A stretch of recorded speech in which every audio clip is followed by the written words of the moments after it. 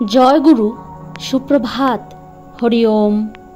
ওম অখণ্ড সংহিতা বা অখণ্ড মণ্ডলেশ্বর শ্রী শ্রীমৎ স্বামী স্বরূপানন্দ পরমহংসদেবের অমৃতময় উপদেশবাণী, অষ্টম খণ্ড। জগৎজয়ের উপায় মায়াজয়। সংসারের মায়া আর বৈষয়িক প্রলোভন, এই দুই বস্তু যে ত্যাগ করতে পারে, সমগ্র জগৎ তার পায়ে লুটে পড়ে।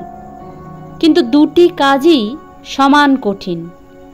সংসারকে যতক্ষণ আমার আমার মনে হবে, ততক্ষণ মায়া কাটাবার উপায় নেই।